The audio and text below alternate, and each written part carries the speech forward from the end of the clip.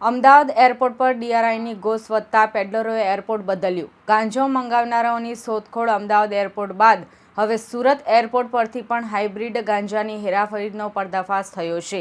બેંગકોકથી આવેલા એક મુસાફર પાસેથી ડીઆરઆઈની ટીમે 1.68 કિલો હાઇબ્રિડ ગાંજાનો જથ્થો જપ્ત કરી વધુ તપાસ હાથ ધરી છે। અમદાવાદ એરપોર્ટ પર કસ્ટમ વિભાગ સજાગતા અને સઘન ચકાસણીના કારણે છેલ્લા કેટલાક સમયમાં અંદાજે 300 કરોડનો હાઇબ્રિડ ગાંજો ઝડપાયો હતો।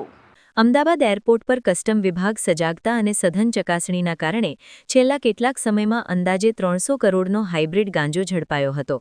એજન્સીઓની ધોંસના પગલે હવે પેડલરોએ એરપોર્ટ બદલ્યું હોય તેમ લાગે છે। આજે સુરત એરપોર્ટ પર બેંગકોકથી આવતા મુસાફરને ઝડપી લઈને તેની પાસેથી ડીઆરઆઈની ટીમે 1.68 કિલો હાઇબ્રિડ ગાંજાનો જથ્થો કબજે કર્યો છે। ડીઆરઆઈની ટીમને બાતમી મળી હતી કે એર ઇન્ડિયા એક્સપ્રેસની ફ્લાઇટ નંબર IX263માં આવેલા એક મુસાફરની પાસે હાઇબ્રિડ ગાંજો છે। તેને અટકાવીને ડીઆરઆઈની ટીમે તપાસ કરતા પ્રવાસી પાસેથી 24 વેક્યુમ પેક્ડ પારદર્શક પોલિથીન પેકેટ્સ મળ્યા હતા। આ તમામ પેકેટ્સમાં લીલા રંગનો પદાર્થ મળ્યો હતો, જેનું કુલ વજન 1.68 કિલોગ્રામ હતું।